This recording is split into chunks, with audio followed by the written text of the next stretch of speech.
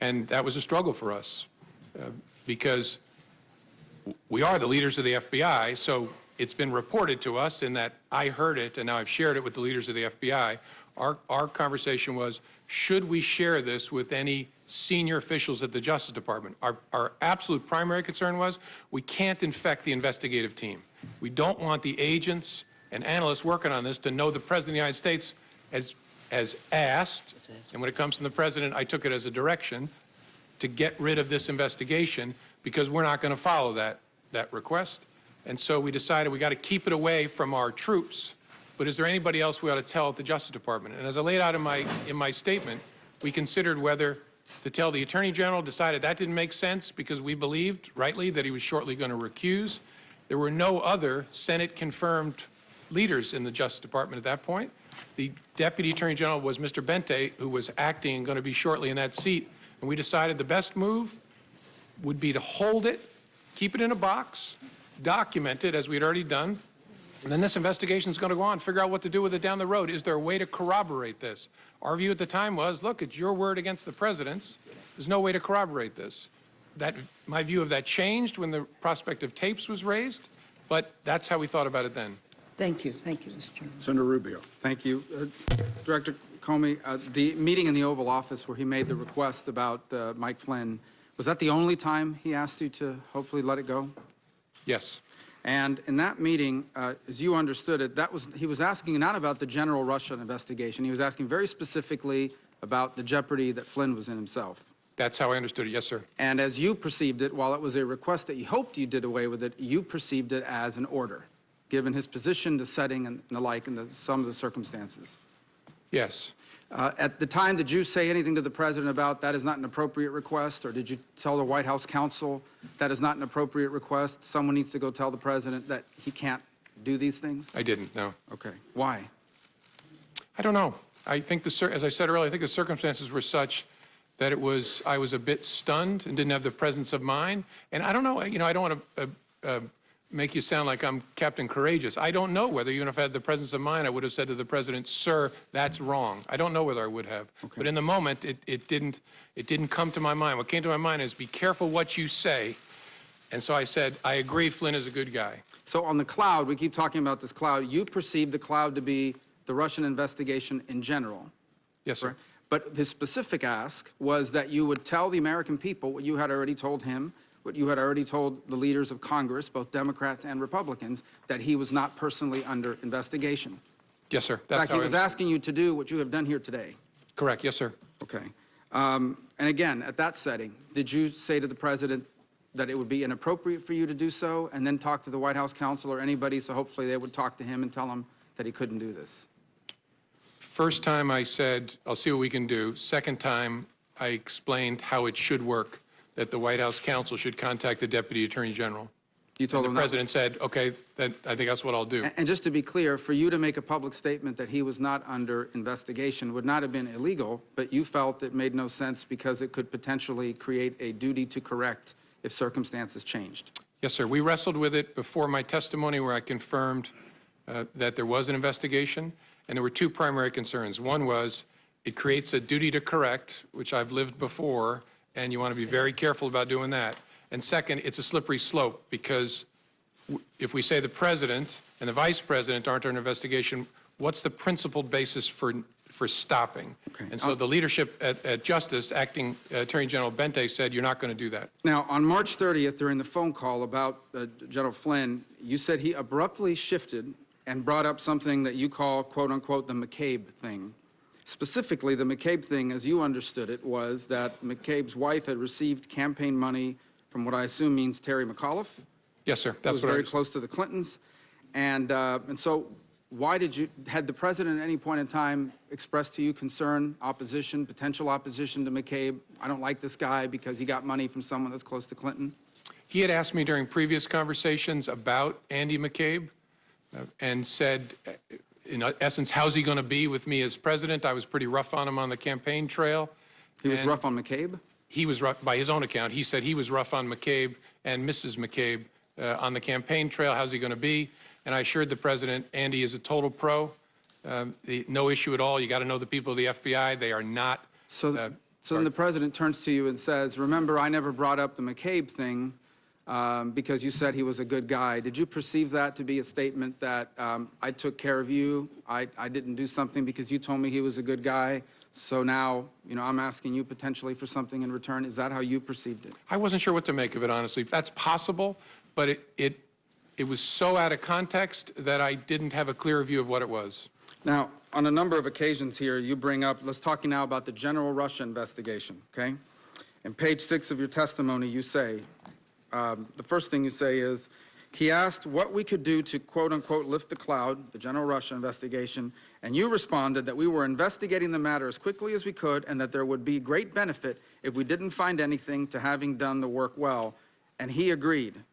He re-emphasized the problems it was causing him, but he agreed. So in essence, the president agreed with your statement that it would be great if we could have an investigation, all the facts came out, and we found nothing. So he agreed that that would be ideal, but this cloud is still messing up my ability to do the rest of my agenda. Is that an accurate assessment of? Yes, sir. He actually went farther than that. He said, and if some of my satellites did something wrong, it'd be good to find that out. Well, that's the second part, and that is the satellites. He said if one of my satellites, I imagine by that he meant some of the other people surrounding his campaign did something wrong, it would be great to know that as well.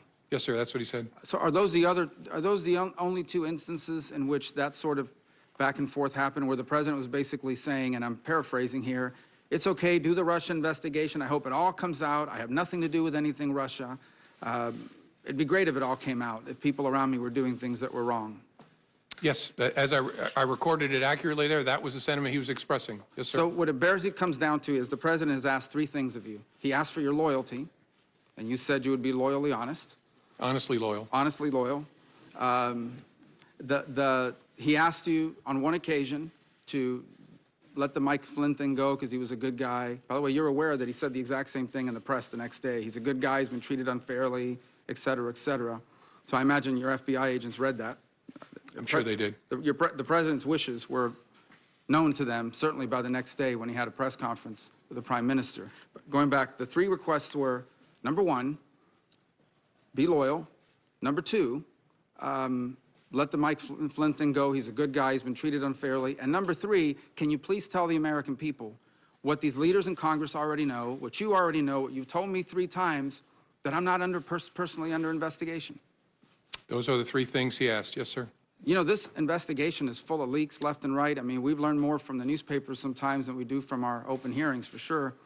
Do you ever wonder why, of all the things in this investigation, the only thing that's never been leaked is the fact that the president was not personally under investigation, despite the fact that both Democrats and Republicans and the leadership of Congress knew that and have known that for weeks? I don't know. I find matters that are briefed to the Gang of 8 are pretty tightly held, in my experience. Finally, who are those senior leaders at the FBI that you shared these conversations with? As I said in response to Senator Feinstein's question, Deputy Director, my Chief of Staff, General Counsel, the Deputy Director's Chief Counsel, and then more often than not, the number 3 person at the FBI who's the Associate Deputy Director, and then quite often the head of the National Security Branch. Senator Wjla. Thank you, Mr. Chairman. Mr. Comey, welcome. You and I have had significant policy differences over the years, particularly protecting Americans' access to secure encryption. But I believe the timing of your firing stinks.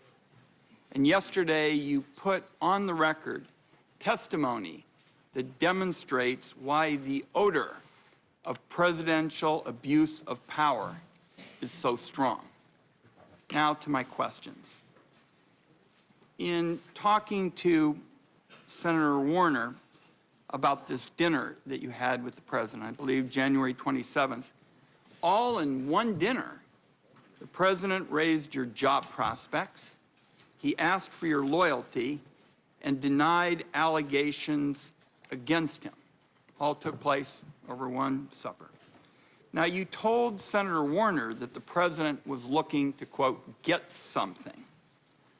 Looking back, did that dinner suggest that your job might be contingent on how you handled the investigation? I don't know that I'd go that far. I got the sense my job would be contingent upon how he felt excuse me, how he felt I conducted myself and whether I demonstrated loyalty.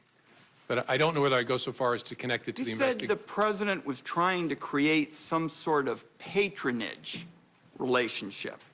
In a patronage relationship, isn't the underling expected to behave in a manner consistent with the wishes of the boss? Yes. Okay. Or at least consider how what you're doing will affect the boss as a significant consideration. Let me turn to the Attorney General. In your statement, you said that you and the FBI leadership team decided not to discuss the president's actions with Attorney General Sessions, even though he had not recused himself. What was it about the Attorney General's own interactions with the Russians or his behavior with regard to the investigation that would have led the entire leadership of the FBI to make this decision? Our judgment, as I recall, was that he was very close to and inevitably going to recuse himself for a variety of reasons. We also were aware of facts that I can't discuss in an open setting that would make his continued engagement in a Russia-related investigation problematic. And so we were convinced, and in fact, I think we'd already heard that the career people were recommending that he recuse himself, that he was not going to be in contact with Russia-related matters much longer. And that turned out to be the case. How would you characterize Attorney General Sessions' adherence to his recusal, in particular with regard to his involvement in your firing, which the president has acknowledged was because of the Russian investigation? That's a question I can't answer. I think it's a reasonable question. If, as the president said, I was fired because of the Russia investigation, why was the Attorney General involved in that chain? I don't know. And so I don't have an answer for the question. Your testimony was that the president's request about Flynn could infect the investigation. Had the president got what he wanted and what he asked of you, what would have been the effect on the investigation? Well, we would have closed any investigation of General Flynn in connection with his statements about and encounters with Russians in the late part of December. So we would have dropped an open criminal investigation. So, in effect, when you talk about infecting the enterprise, you would have dropped something major that would have spoken to the overall ability of the American people to get the facts. Correct. And as good as our people are, our judgment was we don't want them hearing that the President of the United States wants this to go away because it might have an effect on their ability to be fair and impartial and aggressive. Now, the acting Attorney General Yates found out that Michael Flynn could be blackmailed by the Russians, and she went immediately to warn the White House. Flynn is gone, but other individuals with contacts with the Russians are still in extremely important positions of power. Should the American people have the same sense of urgency now with respect to them? I think all I can say, Senator, is the special counsel's investigation is very important. Understanding what efforts there were or are by the Russian government to influence our government is a critical part of the FBI's mission.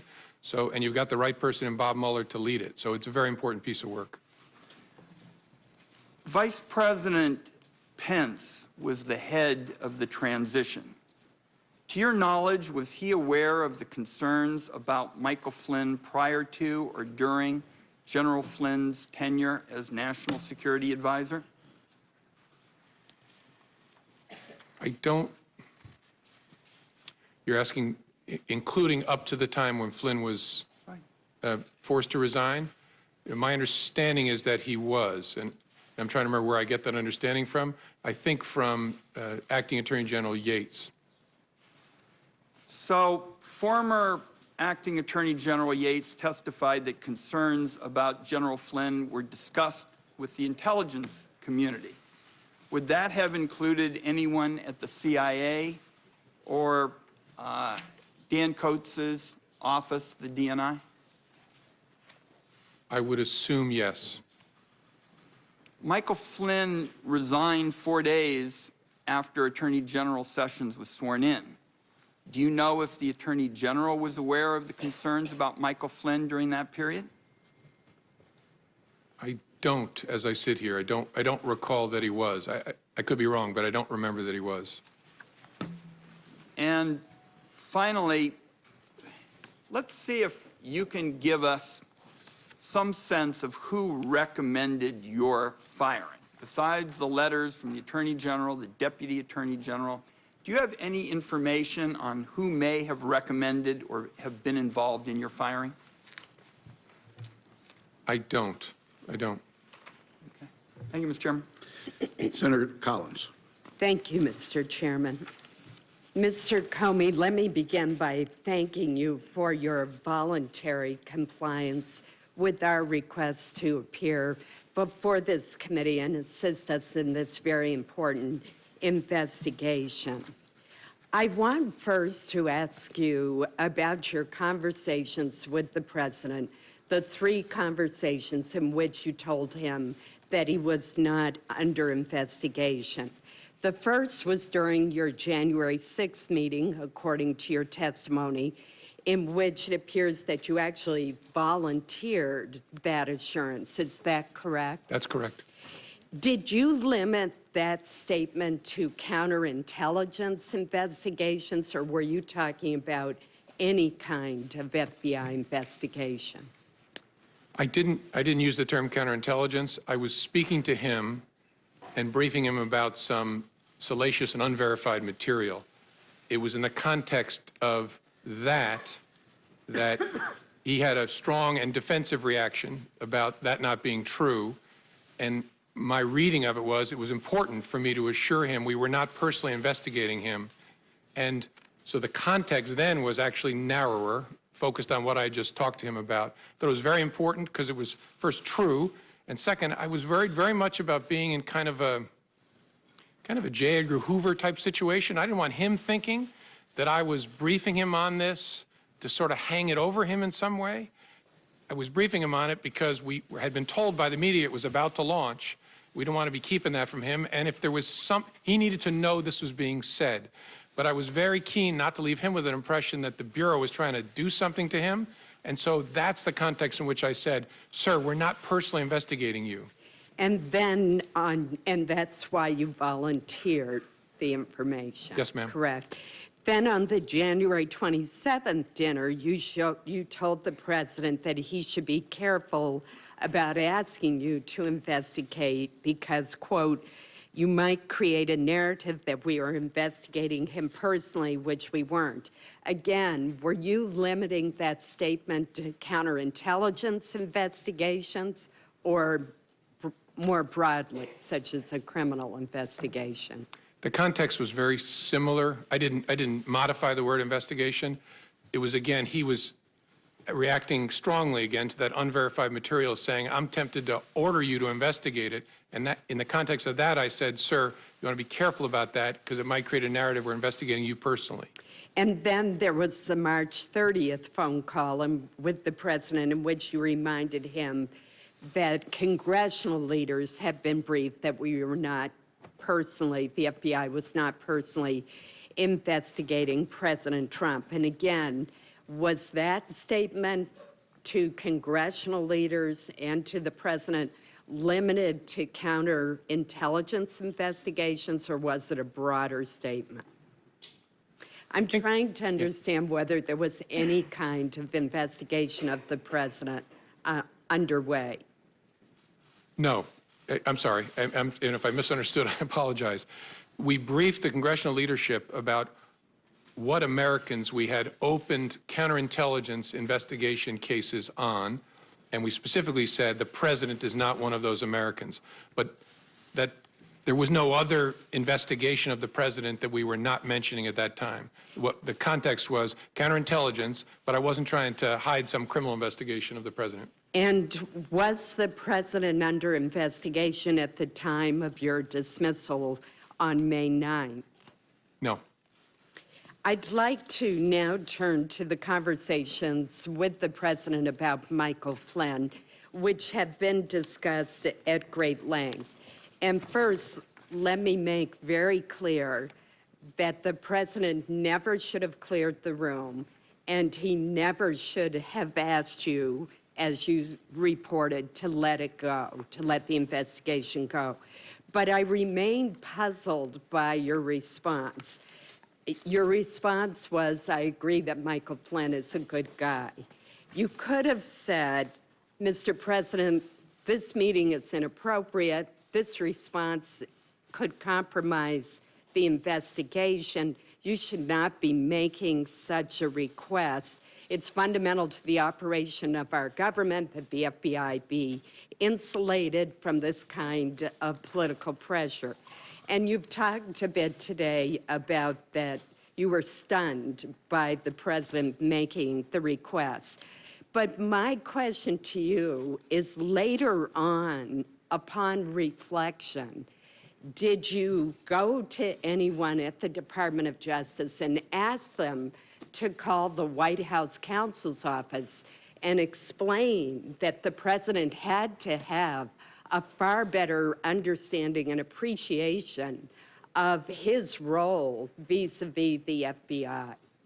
In general, I did. I spoke to the Attorney General, and I spoke to the new Deputy Attorney General, Mr. Rosenstein, when he took office, and explained my serious concern about the way in which the president is interacting, especially with the FBI. And I specifically, as I said in my testimony, told the Attorney General, it can't happen that you get kicked out of the room and the president talks to me. But look, in the room, but why didn't we raise the specific? It was of investigative interest to us to try and figure out, so what just happened with the president's request? So I would not have wanted to alert the White House that it had happened until we figured out, what are we going to do with this investigatively? Your testimony was that you went to Attorney General Sessions and said, don't ever leave me alone with him again. Are you saying that you also told him that he had made a request that you let it go with regard to part of the investigation of Michael Flynn? No, I specifically did not. I did not. You mentioned that from your very first meeting with the president, you decided to write a memo memorializing the conversation. What was it about that very first meeting that made you write a memo when you had not done that with two previous presidents? As I said, a combination of things. A gut feeling is an important overlay on but the circumstances, that I was alone, the subject matter, and the nature of the person that I was interacting with, and my read of that person. And yeah, and really just a gut feel laying on top of all of that, it's going to be important to protect this organization, that I make records of this. And finally, did you show copies of your memos to anyone outside of the Department of Justice? Yes. And to whom did you show copies? I asked, President tweeted on Friday after I got fired that I better hope there's not tapes. I woke up in the middle of the night on Monday night, because it didn't dawn on me originally, that there might be corroboration for our conversation. There might be a tape. And my judgment was I needed to get that out into the public square. And so I asked a friend of mine to share the content of the memo with a reporter. Didn't do it myself for a variety of reasons, but I asked him to because I thought that might prompt the appointment of a special counsel. And so I asked a close friend of mine to do it. And was that Mr. Wittes? No, no. Who was that? A good friend of mine who's a professor at Columbia Law School. Thank you. Senator Heinrich. Mr. Comey, prior to January 27th of this year, have you ever had a one-on-one meeting or a private dinner with a president of the United States? No. I met dinner, no. I had two one-on-ones with President Obama that I laid out in my testimony, once to talk about law enforcement issues, law enforcement and race, which was an important topic throughout for me and for the president, and then once, very briefly, for him to say goodbye. Were those brief interactions? No. The one about law enforcement and race and policing, we spoke for probably over an hour, just the two of us. How unusual is it to have a one-on-one dinner with the president. Did that strike you as odd? Yeah, so much so that I assumed there would be others, that he couldn't possibly be having dinner with me alone. Do you have an impression that if you had found, if you had behaved differently in that dinner, and I am quite pleased that you did not, but if you had found a way to express some sort of expression of loyalty or given some suggestion that the Flynn criminal investigation might be pursued less vigorously, do you think you would have still been fired? I don't know. It's impossible to say looking back. I don't know. But you felt like those two things were directly relevant to your, the kind of relationship that the president was seeking to establish with you? Sure, yes. The president has repeatedly talked about the Russian investigation into the U.S., or Russia's involvement in the U.S. election cycle as a hoax and as fake news.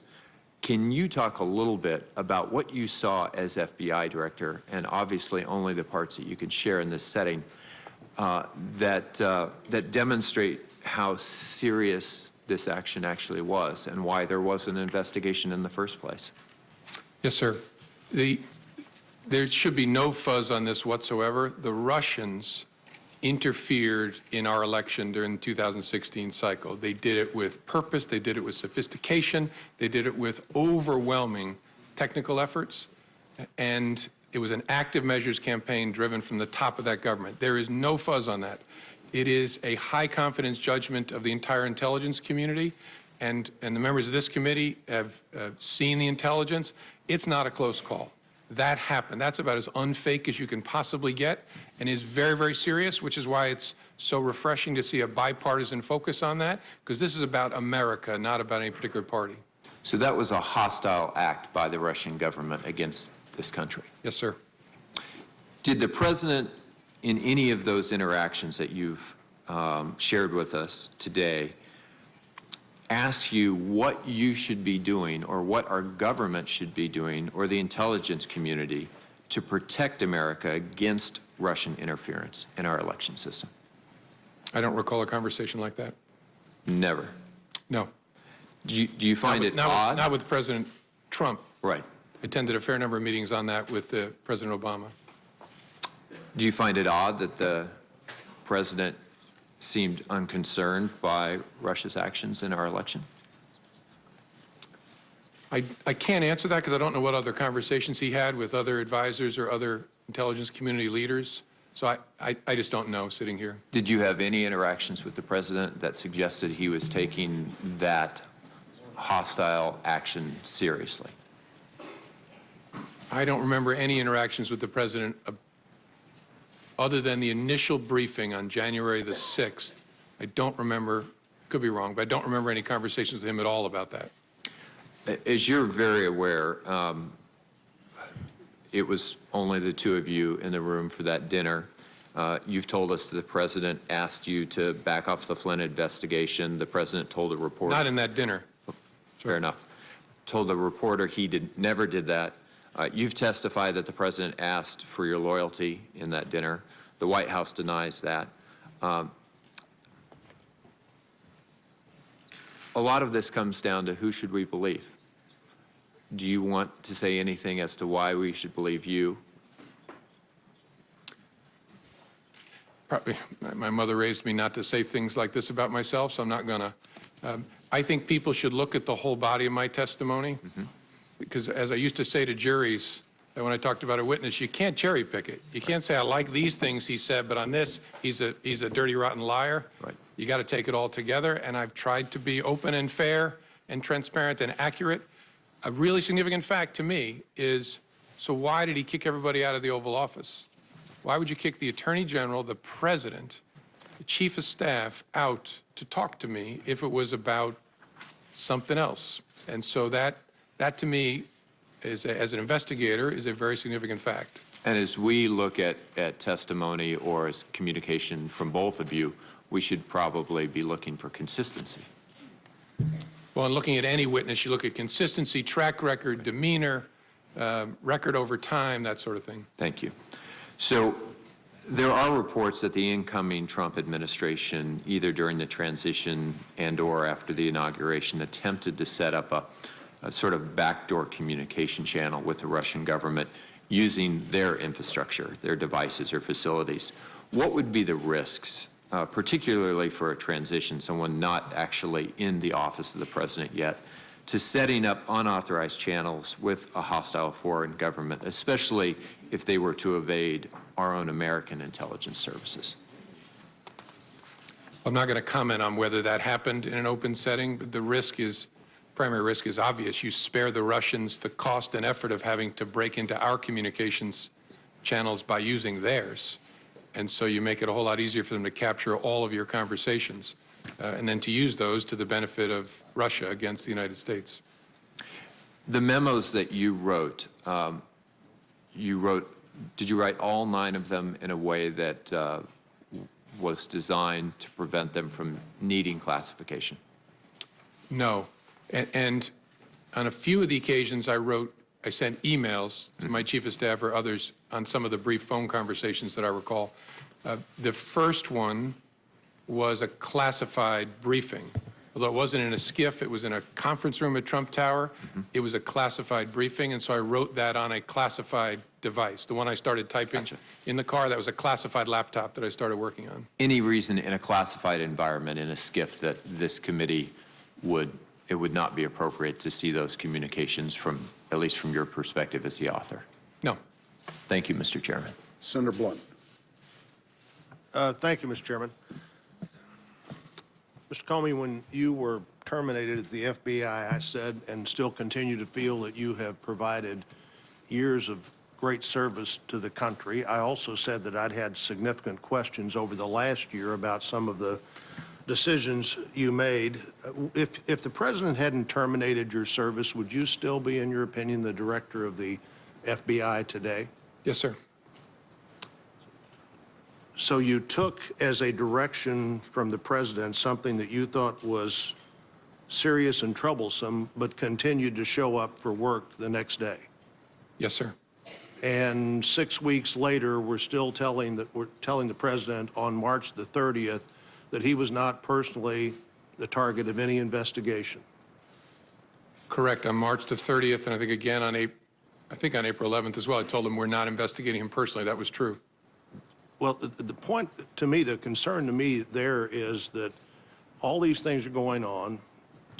You now, in retrospect, or at least you now, to this committee, that you had serious concerns about what the president had, you believe, directed you to do, and had taken no action, hadn't even reported up the chain of command, assuming you believe there is an up the chain of command, that these things had happened. Do you have a sense of that, looking back, that that was a mistake? No. In fact, I think no action was the most important thing I could do to make sure there was no interference with the investigation. And on the Flynn issue specifically, I believe you said earlier that you believe the president was suggesting you drop any investigation of Flynn's account of his conversation with the Russian ambassador, which was essentially misleading the vice president and others? Correct. And I'm not going to go into the details, but whether there were false statements made to government investigators as well. Any suggestion that General Flynn had violated the Logan Act, I always find pretty incredible. The Logan Act's been on the books for over 200 years. Nobody's ever been prosecuted for violating the Logan Act. My sense would be that the discussion, not the problem, misleading investigators or the vice president might have been. That's fair. Yes, sir. And had you previously on February the 14th discussed with the president in the previous meeting anything your investigators had learned or their impressions from talking to Flynn? No, sir. So he said he's a good guy, you said he's a good guy, and that was no further action taken on that. Well, he said more than that, but there was the action was, I wrote it up, briefed our senior team, tried to figure out what to do with it, and just made a decision. We're going to hold this and then see what we make of it down the road. Yes, sir. Was it your view that not briefing up meant you really had no responsibility to report that to the Justice Department in some way? I think at some point, and I don't know what Director Mueller is going to do with it, but at some point, I was sure we were going to brief it to the team in charge of the case. But our judgment was, in the short term, doesn't make sense to, no fuzz on the fact I reported to the Attorney General. That's why I stressed he shouldn't be kicked out of the room. But it didn't make sense to report to him now. You know, you said the Attorney General said, I don't want to be in the room with him alone again, but you continued to talk to him on the phone. What is the difference in being in the room alone with him and talking to him on the phone alone? Yeah, I think what I stressed to the Attorney General is a little broader than just the room. I said, I report to you. It's very important you be between me and the White House. After that discussion with the Attorney General, did you take phone calls from the President? Yes, sir. So why did you just say you need to talk to, why didn't you say, I'm not taking that call, you need to talk to the Attorney General? Well, I did on the April 11th call, and I reported the calls, the March 30th call and the April 11th call, to my superior, who was the acting Deputy Attorney General. I don't want to run out of time here. Let me make one other point. In reading your testimony, January the 3rd, January the 27th, and March the 30th, it appears to me that on all three of those occasions, you, unsolicited by the President, made the point to him that he was not a target of an investigation. Correct, yes, sir. One, I thought the March 30th, very interesting. You said, well, even though you don't want, you may not want us, that was the 27th, where he said, why don't you look into that dossier thing more? You said, well, you may not want that because then we couldn't tell you, you couldn't say with, we couldn't answer the question about you being a target of the investigation, but you didn't seem to be answering that question anyhow. As Senator Rubio pointed out, the one unanswered, unleaked question seems to have been that in this whole period of time. But you said something earlier I don't want to fail to follow up on. You said after you were dismissed, you gave information to a friend so that friend could get that information into the public media. Correct. What kind of information was that? What kind of information did you give to a friend? That the Flynn conversation, that the President had asked me to let the Flynn, I mean, I'm forgetting my exact own words, but the conversation in the Oval Office. So you didn't consider your memo or your sense of that conversation to be a government document. You considered it to be somehow your own personal document that you could share with the media as you wanted to? Correct. Through a friend? I understood this to be my recollection recorded of my conversation with the President. As a private citizen, I felt free to share that. I thought it very important to get it out. So were all of your memos that you recorded on classified or other documents, memos that might be yours as a private citizen? I'm sorry, I'm not following the question. Well, I think you said you'd use classified. Oh, yeah, not the classified documents. Unclassified, I don't have any of them anymore, but I gave them to the special counsel. But, yeah, my view was that the content of those unclassified, the memorialization of those conversations was my recollection recorded. So why didn't you give those to somebody yourself rather than give them through a third party? Because I was worried the media was camping at the end of my driveway at that point, and I was actually going out of town with my wife to hide, and I worried it would be like feeding seagulls at the beach if it was I who gave it to the media. So I asked my friend, make sure this gets out. It does seem to me that what you do there is create a source close to the former director of the FBI, as opposed to just taking responsibility yourself for saying, here are these records. And like everybody else, I have other things I'd like to get into, but I'm out of time. Okay. Senator King. Thank you. First, I'd like to acknowledge Senator Blumenthal and earlier Senator Nelson. I think the one principal thing you'll learn today, Senator, is that the chairs there are less comfortable than the chairs here. But I welcome you to the hearing. Mr. Comey, a broad question. Was the Russian activity in the 2016 election a one-off proposition, or is this part of a long-term strategy? Will they be back? Oh, it's a long-term practice of theirs. It stepped up a notch in a significant way in 16. They'll be back. I think that's very important for the American people to understand that this is very much a forward-looking investigation in terms of how do we understand what they did and how do we prevent it. Would you agree that that's a big part of our role here? Yes, sir, and it's not a Republican thing or a Democratic thing. It really is an American thing. They're going to come for whatever party they choose to try and work on behalf of, and they're not devoted to either in my experience. They're just about their own advantage, and they will be back. That's my observation. I don't think Putin is a Republican or a Democrat. He's an opportunist. I think that's a fair statement. With regard to the several of these conversations, in his interview with Lester Holt on NBC, the president said, "I had dinner with him. He wanted to have dinner because he wanted to stay on." Is this an accurate statement? No, sir. Did you in any way initiate that dinner? No. He called me at my desk at lunchtime and asked me, was I free for dinner that night? And called himself and said, can you come over for dinner tonight? And I said, yes, sir. He said, will 6 work? I think he said 6 first. And then he said, I was going to invite your whole family, but we'll do that next time. I wanted you to come over.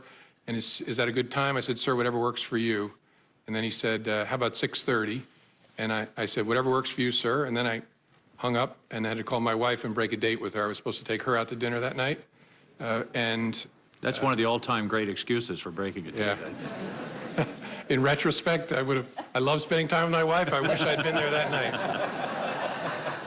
That's one question I'm not going to follow up, Mr. Comey. But in that same interview, the president said, in one case I called him and in one case he called me. Is that an accurate statement? No. Did you ever call the president? No. I might. The only reason I'm hesitating is I think there was at least one conversation where I was asked to call the White House switchboard to be connected to him, but I never initiated a communication with the president. And in his press conference on May 18th, the president was asked whether he had urged you to shut down the investigation into Michael Flynn. The president responded, quote, no, no. Next question. Is that an accurate statement? I don't believe it is. Thank you. With regard to the question of him being personally under investigation, does that mean that the dossier is not being reviewed or investigated or followed up on in any way?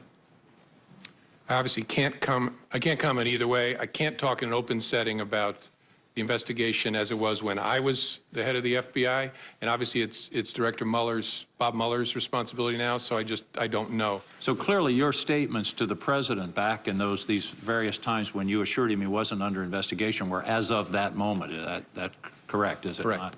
Correct. Now, on the Flynn investigation, is it not true that Mr. Flynn was and is a central figure in this entire investigation of the relationship between the Trump campaign and the Russians? I can't answer that in an open setting, sir. Certainly, Mr. Flynn was part of the so-called Russian investigation. Can you answer that question? I have to give you the same answer. All right. We'll be having a closed session shortly, so we will follow up on that. In terms of his comments to you about, I think you were in response to Mr. Risch, Senator Risch, he said, I hope you will hold back on that. But when when a president of the United States in the Oval Office says something like I hope or I suggest or would you, do you take that as a directive? Yes. Yes, it rings in my ear as kind of, will no one rid me of this meddlesome priest? I was just going to quote that in 1170, December 29, Henry II said, who will rid me of this meddlesome priest? And then the next day he was killed. Thomas à Becket. That's exactly the same situation. We're thinking along the same lines. Several other questions, and these are a little bit more detailed. What do you know about the Russian bank VEB? Nothing that I can talk about in an open setting. Well, I mean, that takes care of my next 3 I questions. know it exists. Yes, sir. You know it exists. What is the relationship of the ambassador from Russia to the United States, to the Russian intelligence infrastructure? Well, he's a diplomat who is the chief of mission at the Russian embassy, which employs a robust cohort of intelligence officers. And so surely he's witting of their very, very aggressive intelligence operations, at least some of it in the United States. I don't consider him to be an intelligence officer himself. He's a diplomat. Did the FBI ever brief the Trump administration about the advisability of interacting directly with Ambassador Kislyak? I think all I can say sitting here is there were a variety of defensive briefings given to the incoming administration about the counterintelligence risk. Back to Mr. Flynn, would closing out the Flynn investigation have impeded the overall Russian investigation? No, well, unlikely, except to the extent, there's always a possibility if you have a criminal case against someone and you bring in and squeeze them, you flip them, and they give you information about something else. But I saw the two as touching each other, but separate. With regard to your memos, isn't it true that in a court case, when you're weighing evidence, contemporaneous memos and contemporaneous statements to third parties are considered probative in terms of the validity of testimony? Yes. Thank you. Thank you, Mr. Chairman. Senator Cotton, or excuse me, Senator Langford. Well, Director Comey, good to see you again. You too. We've had multiple opportunities to be able to visit, as everyone on this dais has, and I appreciate you and your service and what you have done for the nation for a long time, what you've continued to do. I've told you before, in the heat of last year, when we had the opportunity to visit personally, that I pray for you and for your family, because you do carry a tremendous amount of stress, and that is still true today. Thank you. Let me walk through a couple things with you. Your notes are obviously exceptionally important because they give a very rapid account of what you wrote down and what you perceived happened in those different meetings. Have you had the opportunity to be able to reference those notes when you were preparing the written statement that you put for us today? Yes. Yes. I think nearly all of my written recordings of my conversations, I had a chance to review them before filing my statement. Do you have a copy of any of those notes personally? I don't. I turned them over to Bob Mueller's investigators. The individual that you told about your memos that then was sent on to the New York Times, did they have a copy of those memos, or were they told orally of those memos? Had a copy. I had a copy at the time. Do they still have a copy of those memos? It's a good question. I think so. I guess I can't say for sure sitting here, but I guess I don't know, but I think so. So the question is, could you ask them to hand that copy right back to you so you could hand them over to this committee? Potentially. I would like to move that from potential to see if we can ask that question so we can have a copy of those. Obviously, those notes are exceptionally important to us to be able to go through the process so we can continue to get to the facts as we see it. As you know, the written documents are exceptionally important. Yeah. Are there other documents that we need to be aware of that you used in your preparation for your written statement that we should also have that would assist us in helping with this? Not that I'm aware of, no. Past the February the 14th meeting, which is a very important meeting, obviously, as we discuss the conversations here about Michael Flynn. When the president asked you about, he hopes that you would let this go, and the conversation back and forth about being a good guy. After that time, did the president ever bring up anything about Michael Flynn again to you? You had multiple other conversations you have documented with the president. No, I don't remember him ever bringing it up again. Did any member of the White House staff ever come to you and talk to you about letting go of the Michael Flynn case or dropping it or anything referring to that? No. Nope. Did the Director of National Intelligence come to you and talk to you about that? No. Did anyone from the Attorney General's office, the Department of Justice, ask you about that? No. Did the head of NSA talk to you about that? No.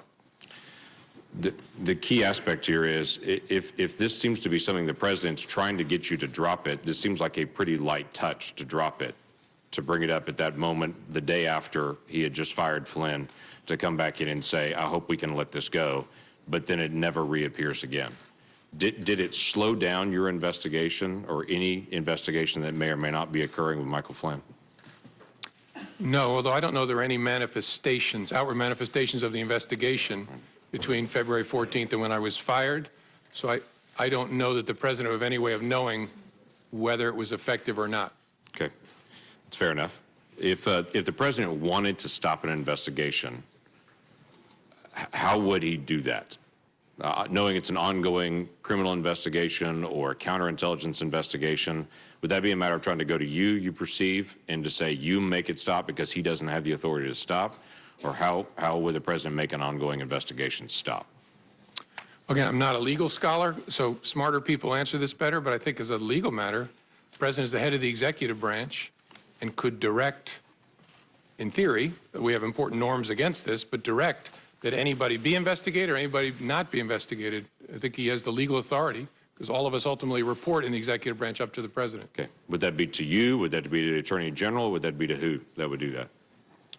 Suppose you could do it to, if you want to issue a direct order, could do it in any way. Could do it through the Attorney General or issue it directly to me. Well, is there any question that the president is not real fond of this investigation? I can think of multiple 140-word character expressions that he's done publicly to express he's not fond of the investigations. I've heard you share before in this conversation that you're trying to keep the agents that are working on it away from any comment the president might have made. Quite frankly, the president has informed around 6 billion people that he's not real fond of this investigation. Do you think there's a difference in that? Yes. Okay. I What would think that there's a be? big difference in kicking superior officers out of the Oval Office, looking the FBI director in the eye and saying, I hope you'll let this go. I think if the agents, as good as they are, heard the President of the United States did that, That's you. there's a real risk of a chilling effect on their work. That's Okay. why we kept it so tight. Okay. You had mentioned before about some news stories and news accounts. Without having to go into all the names and the specific times and to be able to dip into all that, have there been news accounts about the Russia investigation, about collusion, about this whole event, or accusations that as you read the story, you were stunned about how wrong they got the facts? Yes, there have been many, many stories purportedly based on classified information about, well, about lots of stuff, but especially about Russia, that are just dead wrong. I was interested in your comment that you made as well, that the president said to you, if there were some satellite associates of his that did something wrong, it would be good to find that out. That the president seemed to talk to you specifically on March the 30th and say, I'm frustrated that the word is not getting out that I'm not under investigation, but if there are people that are in my circle that are, let's finish the investigation. Is that how you took it as well? Yes, sir. Yes. And then you made a comment earlier about the Attorney General, previous Attorney General, asking you about the investigation on the Clinton emails, saying that you've been asked not to call it an investigation anymore, but to call it a matter. And you had said that confused you. Can you give us additional details on that? Well, it concerned me because we were at the point where we had refused to confirm the existence, as we typically do, of an investigation for months. And it was getting to a place where that looked silly because the campaigns were talking about interacting with the FBI in the course of our work. The Clinton campaign at the time was using all kinds of euphemisms, security review, matters, things like that for what was going on. We were getting to a place where the Attorney General and I were both going to have to testify and talk publicly about it. And I wanted to know, was she going to authorize us to confirm we had an investigation? And she said, yes, but don't call it that, call it a matter. And I said, why would I do that? And she said, just call it a matter.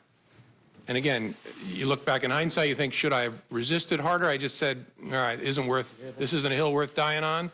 And so I just said, okay, the press is going to completely ignore it. And that's what happened. When I said, we have opened a matter, they all reported the FBI has an investigation open.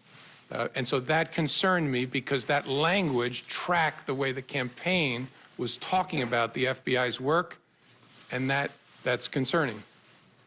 It gave the impression that the campaign was somehow using the same language as the FBI because you were handed the campaign language and told to be able to use the campaign language. And again, I don't know whether it was intentional or not, but it gave the impression that the Attorney General was looking to align the way we talked about our work with the way a political campaign was describing the same activity, which was inaccurate. We had a criminal investigation open. As I've said before, the Federal Bureau of Investigation. We had an investigation open at the time, and so that gave me a queasy feeling. Thank you. Senator Manchin. Thank you, Mr. Chairman. Thank you, Mr. Comey. I appreciate very much you being here. West Virginians are very interested in this hearing that we're having today. I've had over 600 requests for questions to ask you from my fellow West Virginians, and most of them have been asked. And there's quite a few of them that were quite detailed while asking our classified hearing. I want to thank you, first of all, for coming and agreeing to be here, volunteering, but also volunteering to stay into the classified hearing. I don't know if you had a chance to watch our hearing yesterday. I watched part of it, yes, sir. And it was quite troubling. My colleagues here had some very pointed questions they wanted answers to. They weren't classified. They could have answered in this open setting. They refused to do so. So that even makes us much more appreciative of your cooperation. Sir, the seriousness of the Russian aggressions in our past elections, and knowing that it'll be ongoing, as Senator King had alluded to, what's your concerns there? I mean, what should the American public understand? People said, well, why are we worried about this? Why make such a big deal out of this Russian investigation? Can you tell me what your thoughts would be? Yes, sir. And then the final thing is on this same topic. Did the president ever show any concern or interest or curiosity about what the Russians were doing? Thank you, Senator. As I said earlier, I don't remember any conversations with the president about the Russia election interference. Did he ever ask you any questions concerning this? Well, there was an initial briefing of our findings, and I think there was conversation there. I don't remember it exactly, where he asked questions about what we had found and what our sources were and what our confidence level was. But after that, I don't remember anything. The reason this is such a big deal is we have this big, messy, wonderful country where we fight with each other all the time, but nobody tells us what to think, what to fight about, what to vote for, except other Americans. And that's wonderful and often painful, but we're talking about a foreign government that, using technical intrusion and lots of other methods, tried to shape the way we think, we vote, we act. That is a big deal. And people need to recognize it. It's not about Republicans or Democrats. They're coming after America, which I hope we all love equally. They want to undermine our credibility in the face of the world. They think that this great experiment of ours is a threat to them, and so they're going to try to run it down and dirty it up as much as possible. That's what this is about, and they will be back because we remain, as difficult as we can be with each other, we remain that shining city on the hill, and they don't like it. So this is extremely important. It's extremely dangerous, what we're dealing with, and it's needed, is what you're saying. Yes, sir. Do you believe there were any tapes or recordings of your conversations with the president? It never occurred to me till the president's tweet. I'm not being facetious. I hope there are, and I'll consent to the release of. So both of you are in the same findings here. You both hope there's tapes and recordings. Well, all I can do is hope. The president surely knows whether he taped me, and if he did, my feelings aren't hurt. Release all the tapes. I'm good with it. Gotcha. Sir, do you believe that Robert Mueller, our new special investigator on Russia, will be thorough and complete without political intervention? And would you be confident on these findings and recommendations? Yes, Bob Mueller is one of the finest people and public servants this country has ever produced. He will do it well. He is a dogged, tough person, and you can have high confidence that when it's done, he's turned over all the rocks. You've been asked a wide variety of questions today, and we're going to be hearing more, I'm sure, in our classified hearing. Something I often ask folks when they come here, what details of this saga should we be focusing on, and what would you recommend us do differently? Or to adjust our perspective on this? I don't know. One of the reasons that I'm pleased to be here is I think this committee has shown the American people, although we have two parties and we disagree about important things, we can work together when it involves the core interests of the country. So I would hope you'll just keep doing what you're doing. It's good in and of itself, but it's also a model, especially for kids, that we are a functioning adult democracy. And you also mentioned you had, I think, six meetings, 3 times in person, 6 on the phone, 9 times in conversation with the president. Did he ever, at that time, allude that you were not performing adequately? Ever indicate that at all? Oh, no, in fact, the contrary, quite often. Yeah, he called me one day. I was about to get on a helicopter. The head of the DEA was waiting in the helicopter for me, and he just called to check in and tell me I was doing an awesome job and wanted to see how I was doing. I said, I'm doing fine, sir. And then I finished the call and got on the helicopter. Mr. Comey, do you believe you would have been fired if Hillary Clinton had become president? That's a great question. I don't know. Yeah, I don't know. You have any thoughts about it? No, I might have been. I don't know. Look, I've said before, that was an extraordinarily difficult and painful time. I think I did what I had to do. I knew it was going to be very bad for me personally, and the consequence of that might have been, if Hillary Clinton was elected, I might have been terminated. I don't know. I really don't. My final question will be, after February 14th meeting in the Oval Office, you mentioned that you asked Attorney General Sessions to ensure that you were never left alone with the president. Did you ever consider why Attorney General Sessions was not asked to stay in the room? Oh, sure. I did.